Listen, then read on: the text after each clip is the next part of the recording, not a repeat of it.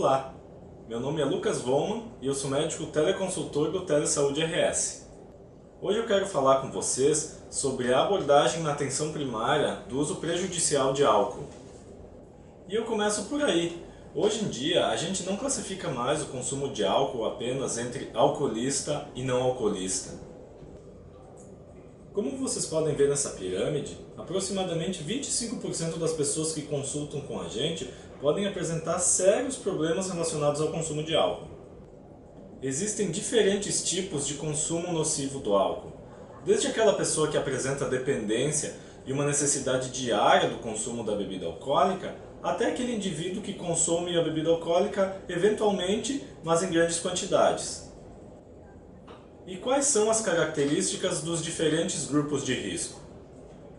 A gente considera que uma pessoa tem dependência alcoólica quando ela apresenta pelo menos 3 desses sintomas ao longo de um ano.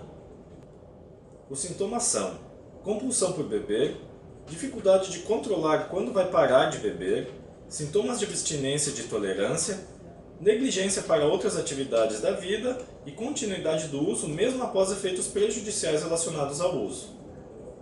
Existe também o uso nocivo do álcool, que é quando o consumo provoca danos à saúde física ou mental da pessoa, como por exemplo num caso de cirrose hepática ou então num caso de depressão secundária ao uso.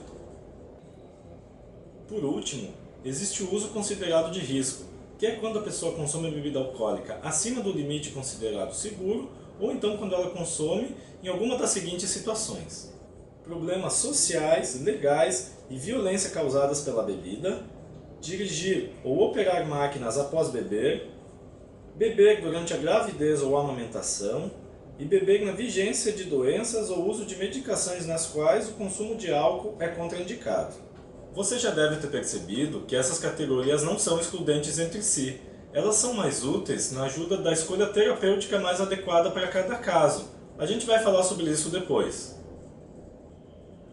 Antes eu comentei sobre o uso considerado seguro da bebida alcoólica, e eu queria falar um pouco mais sobre isso. A Organização Mundial da Saúde considera segura a ingestão de 2 drinks padrão por dia, sendo que a pessoa consuma bebida alcoólica no máximo 5 dias por semana. O drink padrão pode ser considerado como uma latinha ou uma long neck de cerveja, uma taça de 120 ml de vinho ou uma dose de destilado. Você pode suspeitar que uma pessoa está tendo problemas com o álcool de diversas formas. Muitas vezes o que pode acontecer é que uma pessoa que está preocupada venha e lhe diga sobre essa situação.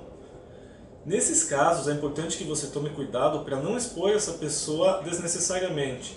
O que você pode fazer é casualmente perguntar para o paciente em uma consulta sobre como é o seu consumo de bebida alcoólica e a partir daí pedir permissão para o paciente para abordar esse assunto com mais detalhamento. Você também pode suspeitar de problemas com o álcool através de alguma intercorrência relacionada ao consumo dele, quando, por exemplo, o paciente sofre um acidente de carro, ou desenvolve um quadro de depressão, ou então está enfrentando algum problema em casa ou no trabalho. Também é possível a identificação de sinais, sintomas ou resultados de exames correlacionados com o consumo de álcool. Cefaleias frequentes, sintomas de gastrite, impotência sexual, câimbras, distúrbios do sono, alterações do humor, bem como anemia, plaquetopenia e elevação de enzimas hepáticas são alguns desses achados. É claro que a própria pessoa pode procurar o serviço de saúde em busca de ajuda para o seu problema.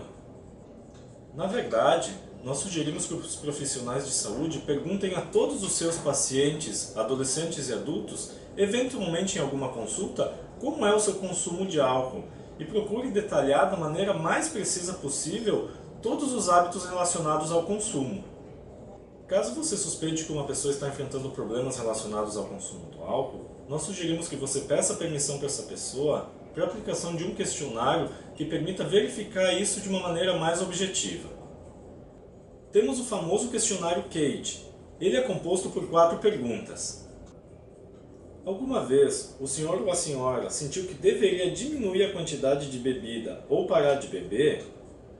As pessoas o aborrecem porque criticam o seu modo de beber? Você se sente culpado pela maneira como costuma beber?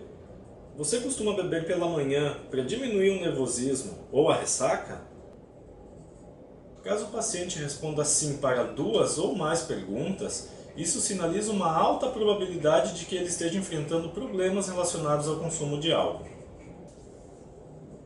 Outra possibilidade é a aplicação do questionário Audit, que é composto por 10 perguntas e permite identificar problemas relacionados ao consumo de álcool em estágios mais iniciais. Você pode encontrar esse formulário através do link que está disponível na descrição do vídeo.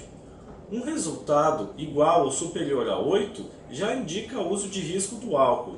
Se o resultado for superior a 20, essa pessoa provavelmente possui dependência alcoólica. O tipo de tratamento mais adequado para cada paciente vai depender do grau de dano causado pelo consumo de álcool. O acompanhamento de pessoas que apresentam uso nocivo ou uso abusivo de bebida alcoólica deve ser feito de acordo com a sua motivação para a mudança de comportamento. Sugerimos uma abordagem de orientação e fornecimento de informações para aqueles pacientes que ainda não pensam em parar, passando por uma consulta para definição de metas e aconselhamento para quem decidiu fazer uma tentativa de mudança e finalmente manter o acompanhamento, auxiliando na solução das dificuldades relacionadas à mudança e manutenção do novo comportamento. A intervenção breve é um método de abordagem estruturada, focal e objetiva, que ajuda o paciente na implementação de estratégias de mudança de comportamento. Aquele paciente que tiver diagnóstico de síndrome da dependência alcoólica normalmente vai precisar do acompanhamento com o auxílio de profissionais especializados. Os centros de atenção psicossocial, ambulatórios especializados e grupos de alcoólicos anônimos são espaços que podem ajudar no acompanhamento dessas pessoas.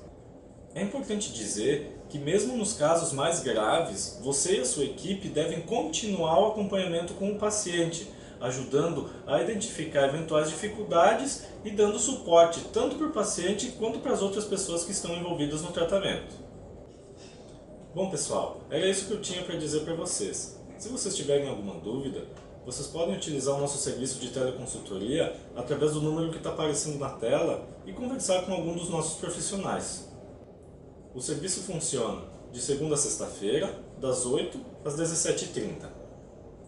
Outras informações vocês podem encontrar no site do Telesaúde RS. Obrigado pela atenção e até a próxima.